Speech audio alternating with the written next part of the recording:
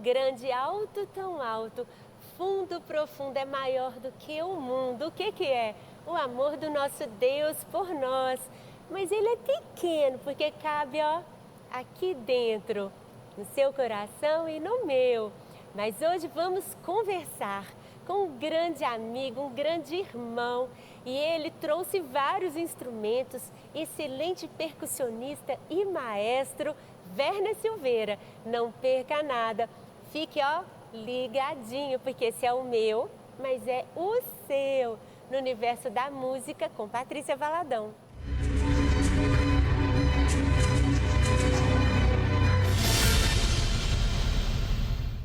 Olá! Estamos aqui com o nosso querido amigo Werner Silveira. Obrigada, Werner! Eu que agradeço mais uma vez, Patrícia. Um prazer estar aqui. Prazer é meu, imenso, porque eu sempre aprendo, rio muito, divirto e realmente cada vez mais estou entendendo mais sobre a percussão, viu? Isso é bom. O mundo deveria aprender mais sobre a percussão. É demais, Werner. Então, eu tenho uma curiosidade. Você entrou para o curso superior da Escola de Música da UFMG para o curso de percussão. Isso. E lá, claro, é impossível aprender todos. Você escolhe uma linha ou existe uma base? Sim. Existe uma base e depois você escolhe uma linha que você quer seguir. Tá. Né? Patrícia, quando eu entrei para a UFMG para estudar percussão, antes não havia o curso de percussão. Então, havia graduação em música com habilitação em piano, canto, fagote, trompete, mas em percussão não havia. Então, eu fiz parte da Faculdade de Letras. Em 98, abriu o curso com habilitação em percussão. O professor Fernando Rocha veio de São Paulo para inaugurar o curso. Eu estava na Faculdade de Letras, teve uma greve gigante na UFMG. Eu tranquei matrícula do 5º período da Letras e me preparei para ir para a música. Foi isso que aconteceu. Eu não tocava nenhum instrumento de orquestra, eu era baterista. Eu tocava bateria, tocava jazz, tocava música brasileira, tocava rock and roll, né? Era baterista. E como o curso era novo, o Fernando não podia restringir demais a entrada dos interessados no curso.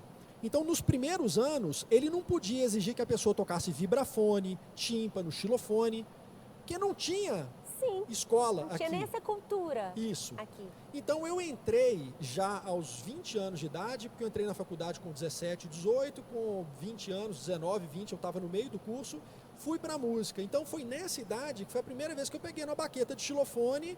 Olá, xilofone, meu nome é Werner, xilofone, prazer. E aposto que vocês se deram muito bem, como foi na bateria.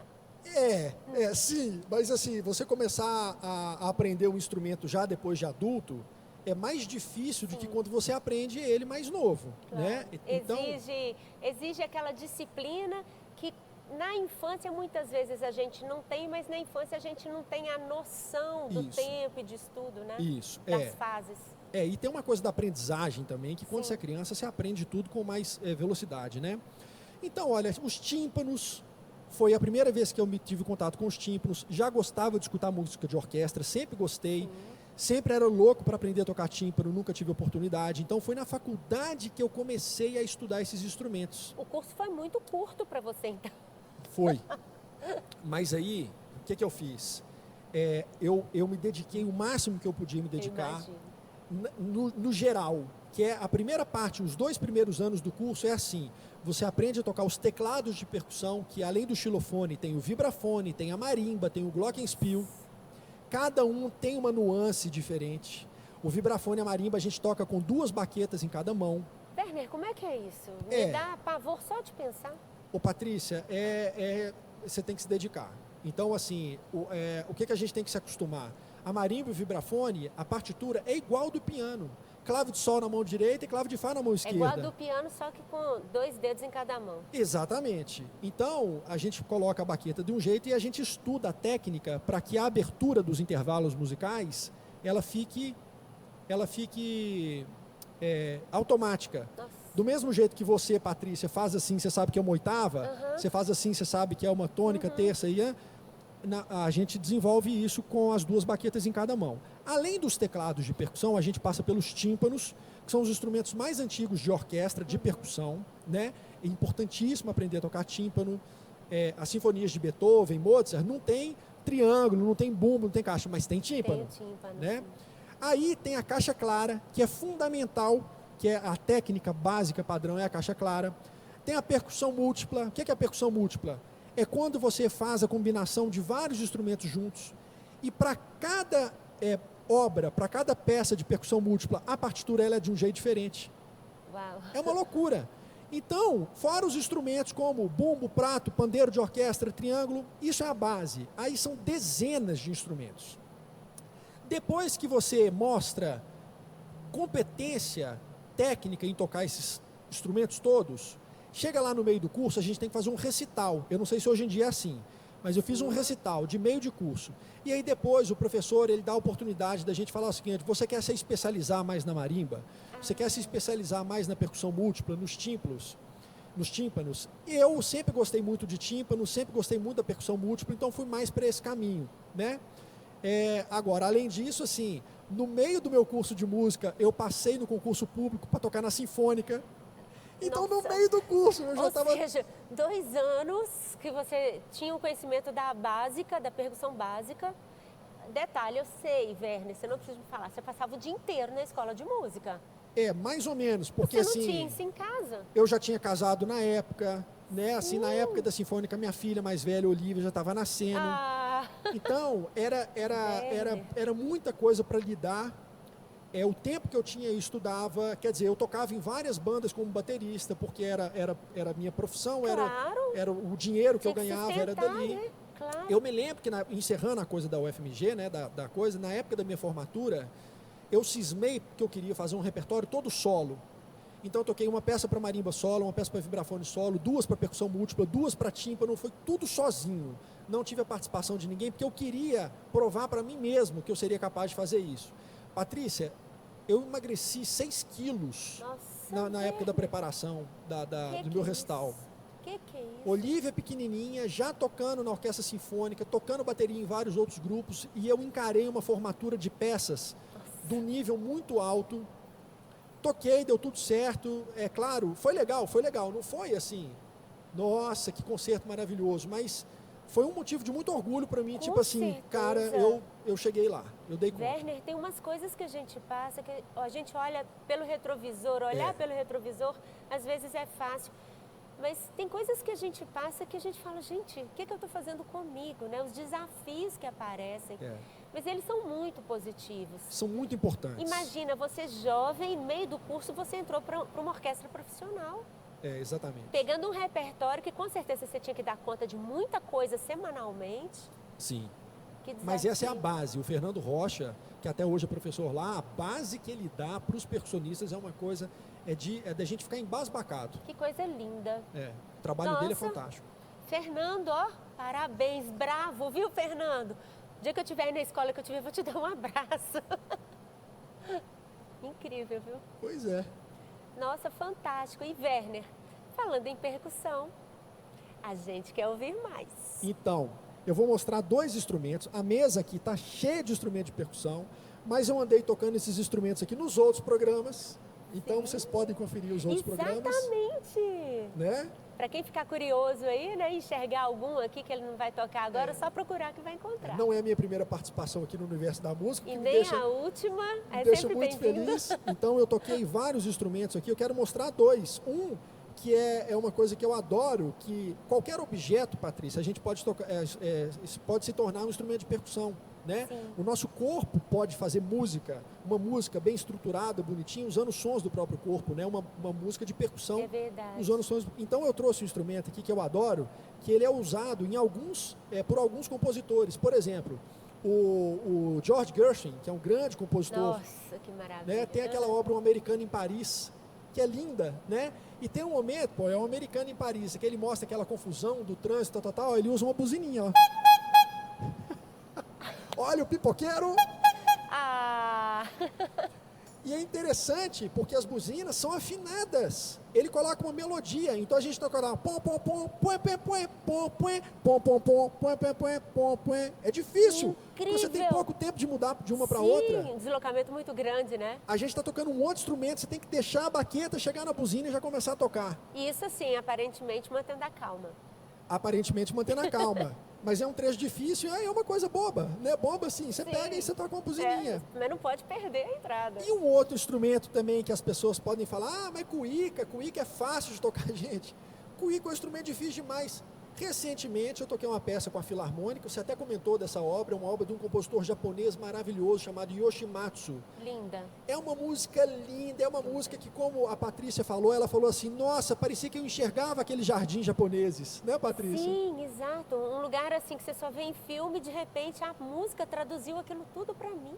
Esse compositor, ele traduz, assim, eu acho que é a essência da cultura japonesa. Lindo. E ele utilizou um monte de instrumentos de percussão brasileira. Achei isso incrível. Ele colocou agogô, ele colocou chequerê, ele colocou cuíca. E cuíca é um instrumento, assim, que eu não domino. Para você dominar cuíca e tocar samba bem, é um instrumento que você tem que se dedicar mesmo. O cara toca cuíca, entendeu? Nossa. É Porque difícil. qual que é a técnica? Ele é difícil por quê, Ele é difícil Werner? porque eu vou mostrar, mas ele tem uma varetinha e com um pano úmido, esse pano úmido, ele vai fazer uma fricção na vareta que vai tirar o som.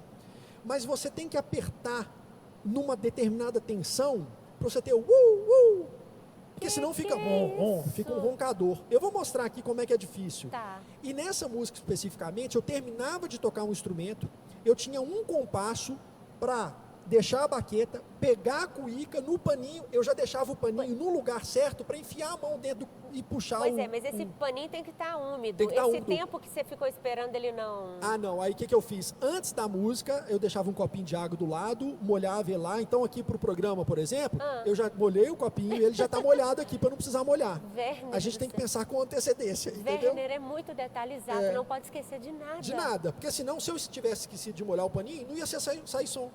O que dá Não ia dar fricção, tempo, sim. não ia dar tempo. Isso não ia dar. Deixa eu mostrar comigo. Incrível.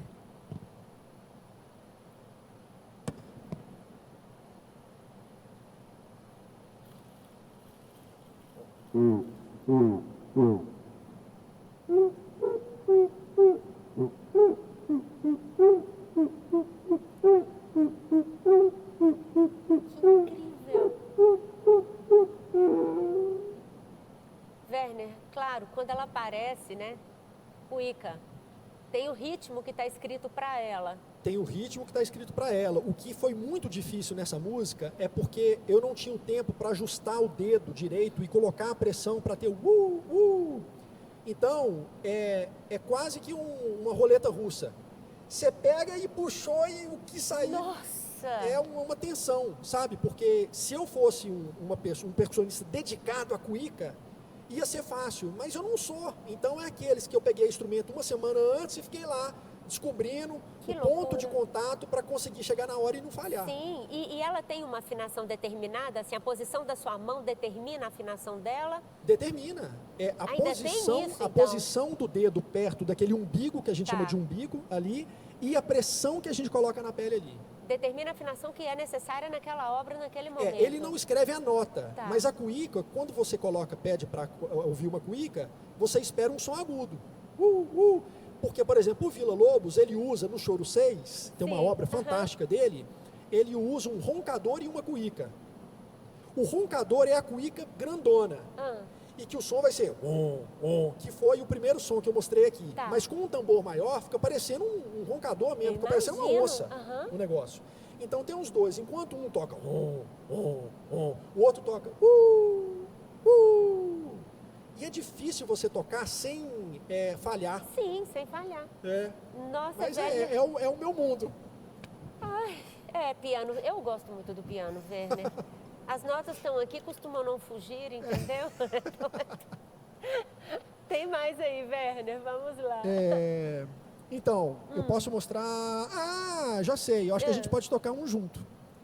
Eu vou mostrar aqui o guizo, olha. Ai, parece instrumento de música de Natal, ué. Werner. Ai, que o Papai Noel tá chegando. As renas? Não tem nas as renas? Ai, que lindo. Você tem Eu os acho guizos lindo. pendurados nas renas? Aqui, sabe que uma vez eu toquei Carmina Burana, do Caorf, e vocês estavam bem atrás de mim, porque o piano fica pertinho de vocês, né? Sério, que eu não sabia se eu focava ali na minha parte ou se eu ficava babando olhando para vocês tocando. A percussão do Carmina Burana é riquíssima, riquíssima, É maravilhosa. linda, né? E tem um trecho que eu toco um dos movimentos que entra o guizo, né? Vamos Então eu vou te fazer. acompanhar. Ah, então tá. Deixa eu pôr minha mão aqui no lugar certo.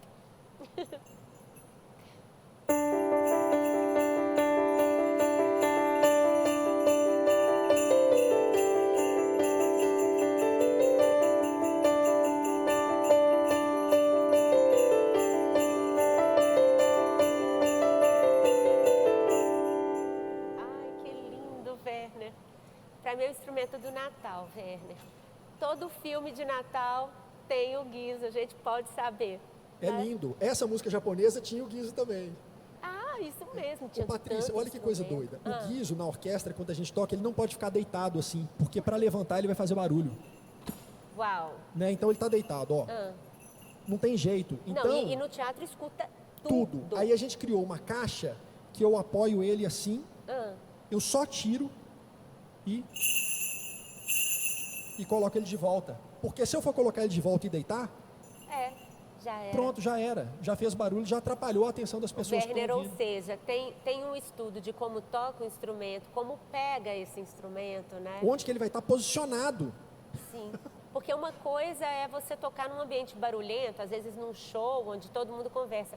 Outra coisa é num teatro de concerto em que uma respiração mais forte todo mundo escuta. Exatamente. E vaza muito, né? É. Fala um pouquinho pra gente sobre as campanas.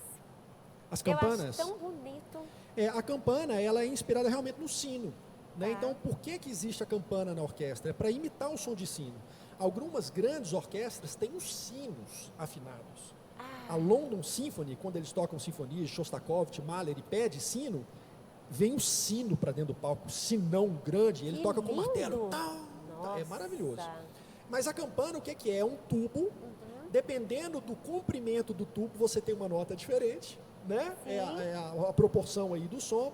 Então é um jogo de tubos. Esse tubo tem um anel bem grosso. A gente toca com o martelo no anel. As pessoas acham que a gente toca no meio do tubo, não é. Então, na ponta do tubo tem um anel bem forte. Então, você toca com um martelo, é um martelo mesmo, só que não é um martelo de construção. Sim. É um martelo de madeira ou de couro enrolado, como se fosse uma colmeia. Tá. Eu achava que ele era de metal. Não, não é. O martelo de metal, ele pode quebrar esse anel e ele dá um som muito metálico. Tem. Então, um som de sino, pão, pão. A baqueta, ela tem que ter, né, essas características. E aí, o que é interessante, porque um campanário são vários tubos, um do lado do outro, como se fosse um piano. Então, você tem o dó, depois o dó sustenido um pouco mais para cima, o ré sustenido mais para cima, igual um teclado, é como se você estivesse vendo as teclas brancas e pretas do teclado.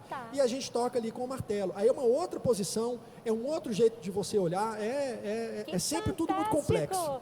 Aqui, olha, mas nosso telespectador tem que assistir você numa performance. Tem. Vamos acompanhar, então, um vídeo aí, ó. Você vai ficar babando.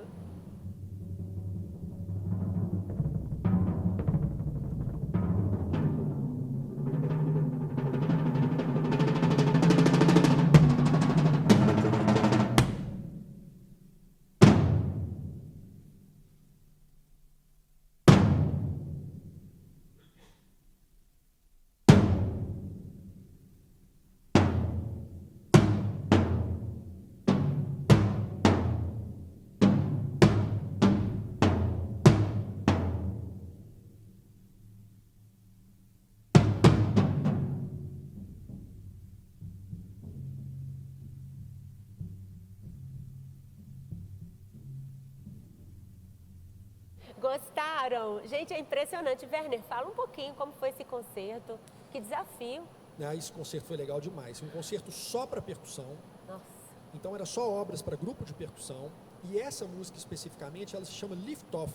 Lift Off, né, em português, seria decolagem. Então, o que aconteceu? Esse compositor americano chamado Russell Peck, ele quando ele era mais novo, ele ouvia na época da Guerra do Vietnã, ele morava perto de uma base americana. Então ele ouvia de longe esse barulho assim incessante dos helicópteros do exército americano aterrissando e decolando. Ele ficou com aquilo dali na cabeça durante muito tempo e ele escreveu essa música.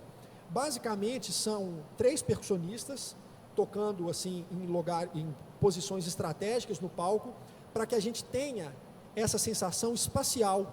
Que legal. Então, tem um momento dela muito legal. Tem um momento que parece que tem umas bombas caindo. Pô, pô, pô. E tem um momento que ele simula o helicóptero. Então, ele começa num bumbo, né? Passa para o outro e passa para o outro. Que legal. E esse movimento vai ficando mais rápido.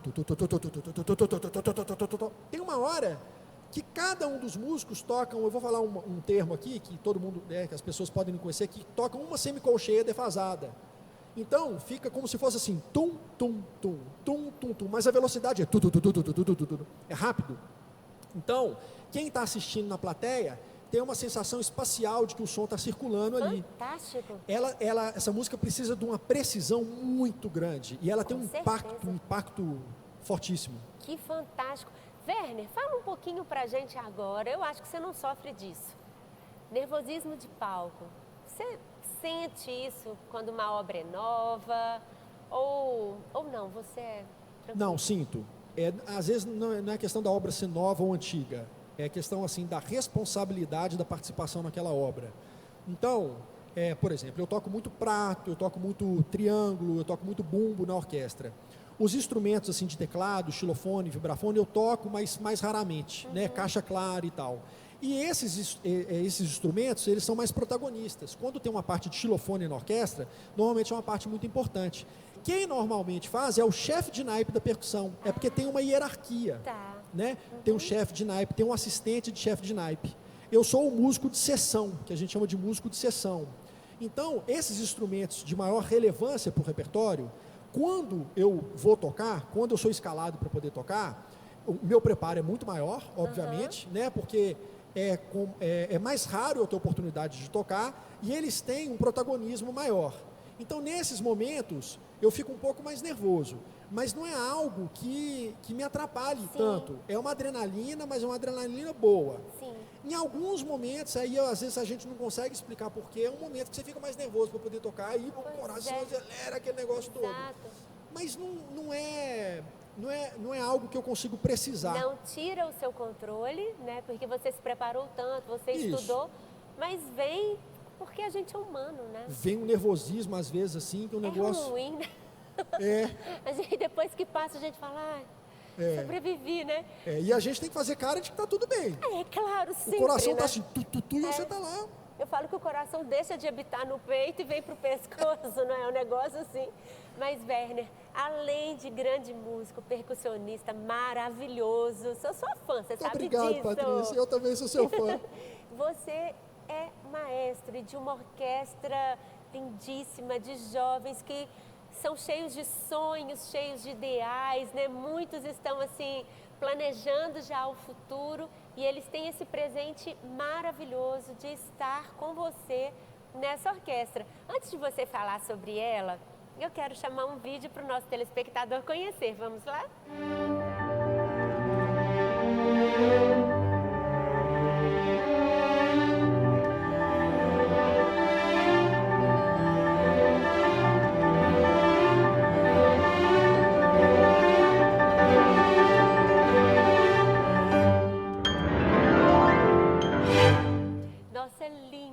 E que performance maravilhosa, né?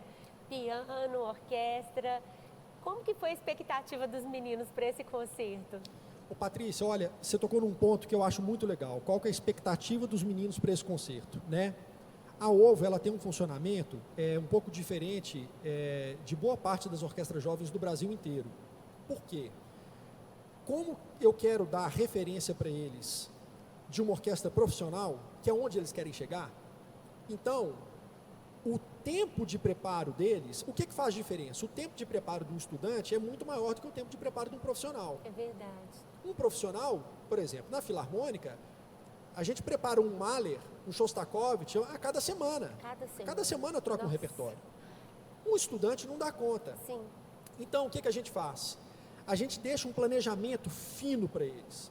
Os dias dos ensaios, o horário, a primeira parte do ensaio é obra tal, não sei o que, tal, distribui as partituras, né? Aí o Thiago Elvanger, que é o meu braço direito, violinista incrível, professor incrível, já vê ali a marcação de arco, das cordas e tal, tudo bonitinho para eles, e eles vão ter aí, assim, 20 dias 20 e poucos dias para poder preparar. Então eles vão se empenhar, eles vão estudar, tem à disposição deles professores, que qualquer dúvida que eles tiverem, eles podem tirar aquelas dúvidas com os professores e tal. Mas quando a gente vai ensaiar, Patrícia, são 7, 8 ensaios para tocar. Rápido. É rápido. Então não tem aquela coisa, faz um ensaio, aí na outra semana outro ensaio, na outra semana outro ensaio. Aí 20 ensaios e vai tocar. Não. A gente agrega tudo, a gente compila tudo em 2 semanas, a gente consegue fazer aí de 7 a 8 ensaios nessas 2 semanas e toca em alto nível. Fantástico. O retorno que eu tenho dos meninos é exatamente isso que você falou, porque eles falam assim, eu não imaginei que eu ia conseguir, quando eu olhei o planejamento da OVA, eu falei assim, a gente não vai conseguir montar Baquianas Brasileiras número 9 e o Carnaval dos Animais com 8 ensaios. Não vai dar, porque eles não têm referência.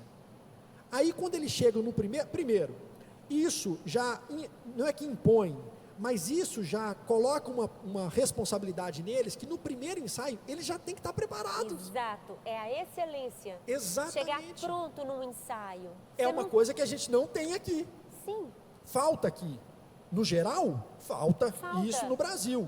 Então ele fala assim, cara, se eu não chegar preparado, eu não vou conseguir. Então eles chegam, eles têm a responsabilidade. Fantástico. A gente cobra deles com muito afeto, a gente exige deles, eles sabem que eles serão exigidos, eles querem ser exigidos. Claro. E aí a coisa funciona, porque a eficiência e objetividade nos ensaios é muito grande. E eu estou usando palavras de uma cellista. Numa entrevista ela falou assim, me impressionou a eficiência e a objetividade dos ensaios da OVO.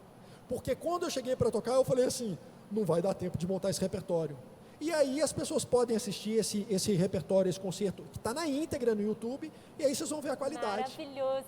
Werner, obrigada sempre pela sua cooperação, sua participação, sempre alegre, animado, sabe? É isso, quero caminhar junto com você. Estamos juntos, Patrícia, muito obrigado. Obrigada e até uma próxima. Até uma próxima, com certeza. Bem, vamos encerrar agora o nosso programa com uma canção que eu gosto muito. Ela fala sobre o amor do nosso Deus. Nosso Deus é tão grande, mas Ele também se faz tão pequeno para que possa caber dentro do nosso coração. Eu não sei o que você está passando, qual a sua necessidade, qual a sua oração, mas Deus sabe, porque Ele está aí com você. Feche os seus olhos e vamos ter este momento.